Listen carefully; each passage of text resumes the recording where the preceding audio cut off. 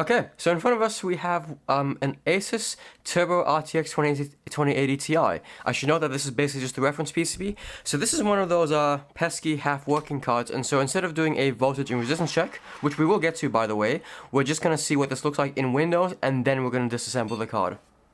So as you can see, the card does actually post, but when we load Windows in a moment, you'll see what's wrong with the actual card itself.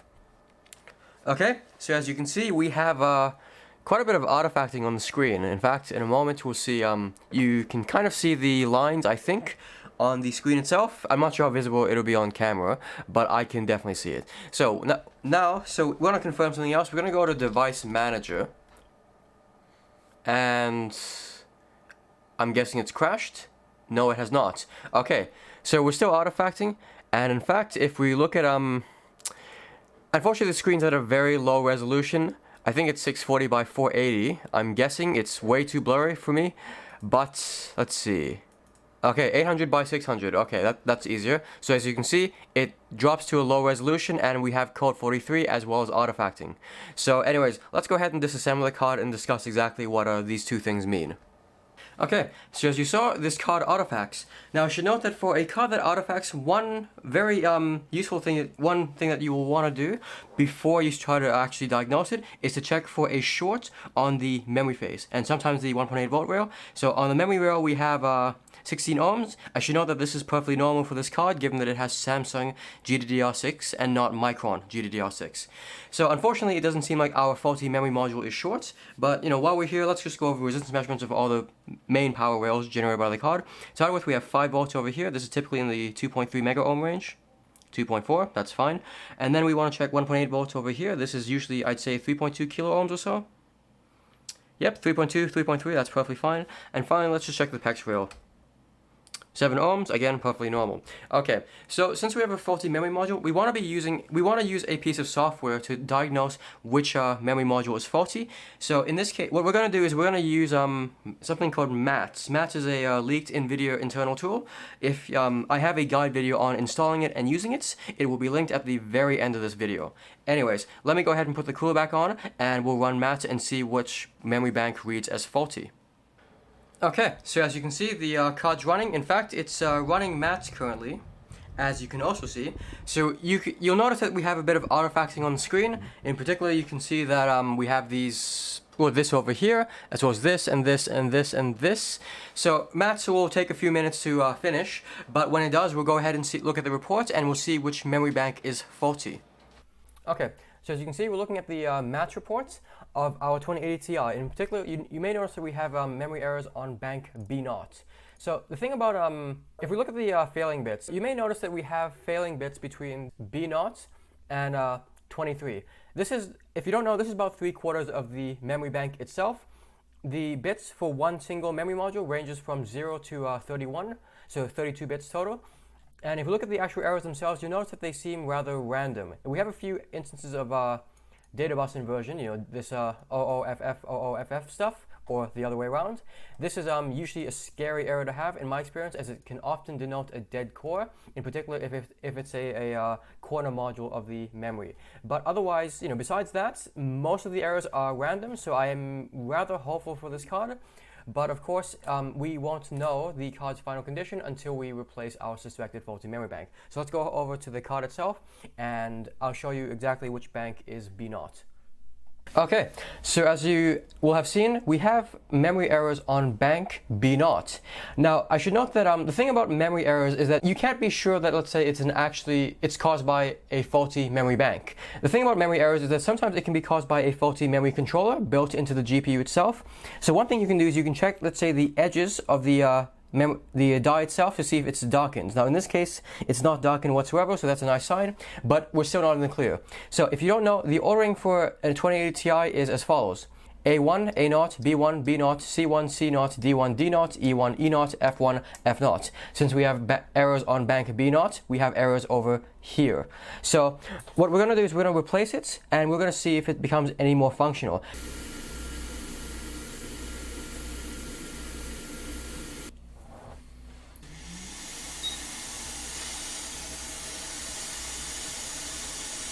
So we're looking at the solder pads for our recently removed memory module, and there's something, okay, normally I would just go ahead and, remove all the solder over here and, of course, reinstall my memory module and we'd be good.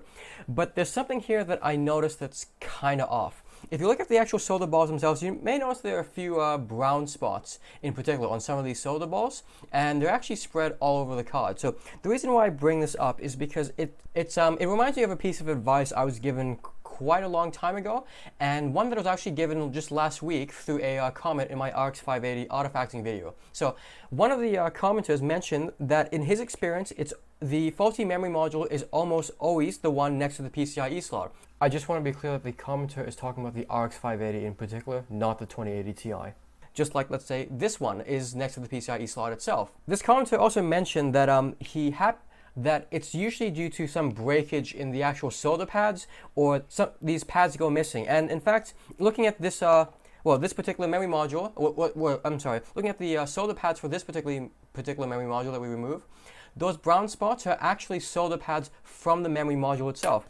In particular, if we take our faulty memory module, which we know it probably has to be the memory module now, we can see that the solder pads themselves have been ripped off from this end, which corresponds to here. And you may also remember that when we looked at the match reports, we had our failing bits range from B0 all the way to B23. This is, as I mentioned, 3/4 of the memory module.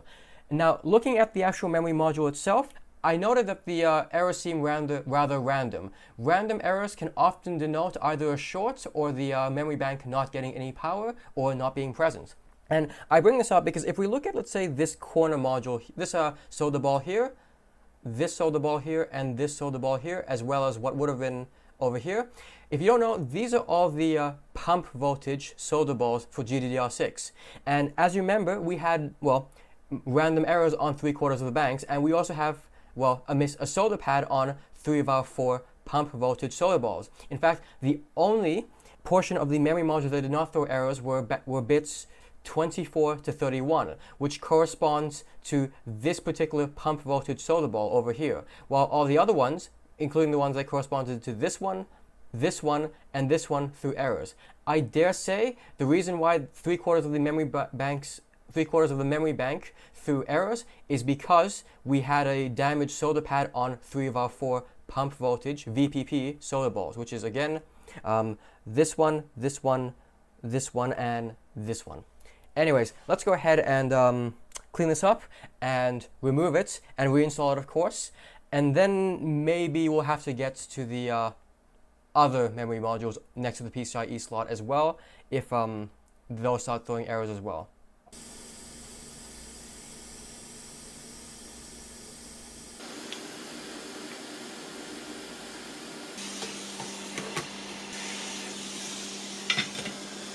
Okay, so as you saw, I replaced the memory module over here at B0. Now, let's go ahead and measure the resistance on the memory phase, just in case I've done it wrong. I'm pretty sure I haven't, given I've done this 100 times over. And we have 13.7 or so ohms. This is a little lower than before. Remember, before we had 16 ohms, but that's because the core is likely still a little bit warm, which is okay. Anyways, let's just boot the card and see that we have an image before we go ahead and put this thing back together. And yes, we do. Yep. So let's go ahead and put the cooler back on and we'll see if we still have artifacting. Okay, so before we get to the testing phase, I actually have a slight detour. So previously you may remember that I only changed one memory module. But if we look at, let's say, this one and this one, they're also a bit browner. And that's because what's happened is I've actually changed all 3 next to the PCIe slot. This one started becoming faulty. I have a match report that I will show later on. And this one I ended up just replacing for good measure. The card still artifacted every once in a while after these 2 were changed. And so I just took a guess that maybe it was this, even though I couldn't get a match report to show that this was a faulty module. But anyways, now let's actually put the card back together and stress test it. Okay, so as you can see, the card's running game. At this point, I've used the card for about 4 or 5 days as a daily driver, and it's actually being used to edit this video currently. So, as I mentioned in the previous clip, I ended up replacing quite a few more, a couple more memory modules. I didn't show this on camera as I don't want the video to be too long, but I ended up replacing both A1 and B1 actually.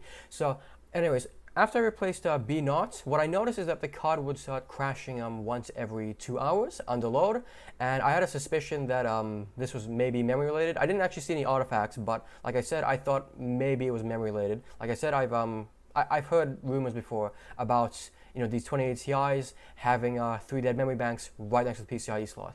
However, so for this particular card that crashed once every 2 hours, it eventually degraded to a point where it would crash every 5 minutes. And thankfully, it degraded. As once it degraded, I could actually start using it to run math and get an actual fair result. So if we go over to the math report, so this math report was run on the same 2080 Ti you saw after I replaced bank B0 over here.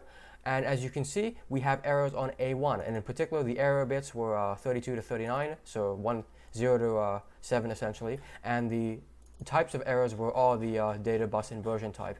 This is generally a scary error to have, but since I'd already replaced one memory module next to the PCIe slot, I just figured that this would be a PCIe slot related thing.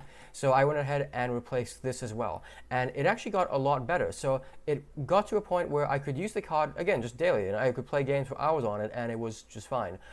But I also noticed that it would crash once every day, I should say. So for about like a minute period or 10-20 second period, it would become faulty. And I can actually show you a small clip of this, but I should note that the clip is not very well done, as I was not prepared for the fact that it was going to artifact again.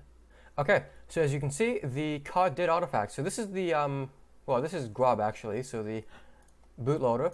So, oh, there we go. So as you can see, you have all these pink lines. Like, I apologize for the poor lighting and all that. Like I said, the thing crashed once for like a minute every day.